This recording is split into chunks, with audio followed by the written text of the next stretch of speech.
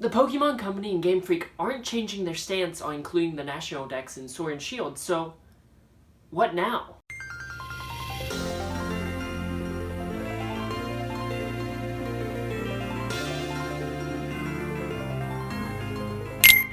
Okay, before we get started, I want to do a really speedy recap in case someone doesn't know what's going on with Sword and Shield.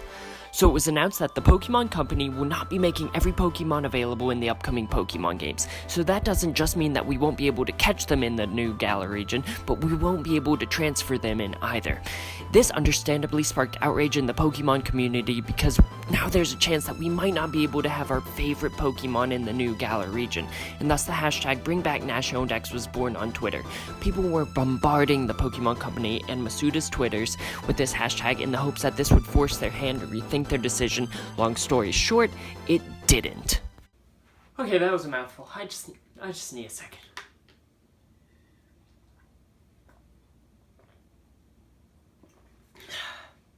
Okay, back to the video. Now, even though in my opinion the National Dex for all intents and purposes should have been included from the get-go, I completely get why they aren't delaying the games. I mean, if we think about it, Pokemon is so much more than just the video games. All of their other businesses live and die by the release of the main series games. They're probably already well into the production of the cards, the anime, the toys, the stuffed animals, and everything else. If a wrench was thrown into the release of the games, that would cost all of these other industries way more money than they would make back from pleasing the die-hard fans, which really sucks, but unfortunately this mistake probably won't hurt their bottom line as much as we would like, even if a lot of people refuse to buy the games because of the exclusion of the National Dex. The Sword and Shield we have seen thus far is the one we're going to get, and I have no doubt in my mind that that won't change because honestly, it would be bad business. So that raises the question, should we even bother complaining if it won't affect Sword and Shield? And the answer to that is heck freaking yes, we should complain. Even though these games are set in stone, we don't know what's coming down the pipeline. They've responded to the criticism, so that means they've heard the community loud and clear. So it's the community's job to keep with it and not give them a pass. Well, personally, I'm not all that heartbroken we won't have every Pokemon available in the game, since I'm just not very competitive and typically enjoy only using new Pokemon in each generation. I understand why everyone else is mad, and I would still obviously prefer to have the National Dex included. While Sword and Shield themselves won't be affected, if they see dips in game sales, that might make them try to find a solution that will work for everyone, even if it's not perfect. If they believe that including every single Pokemon would increase their profit margins in the future, then they'll probably consider that.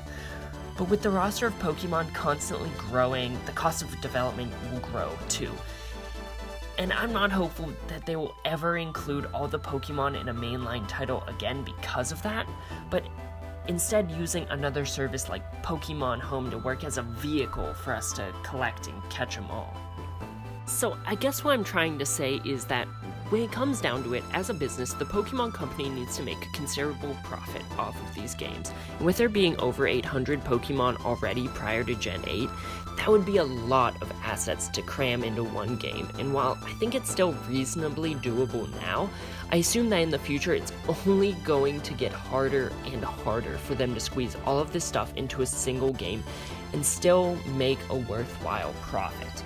Personally, I think that compromise just needs to be met between the fans and the Pokemon Company, even if it's just with them making a Battle Frontier style game that is connected with Pokemon Home that will allow us to battle competitively with all the Pokemon we have ever obtained, and we can have the regions feel more kind of self-contained with only the Pokemon that make sense to live in those regions being in the game, thus allowing for more freedom to make regional variants, which I think was the best addition in Sun and Moon, and making it feel like a more organic region instead of just having access to everything.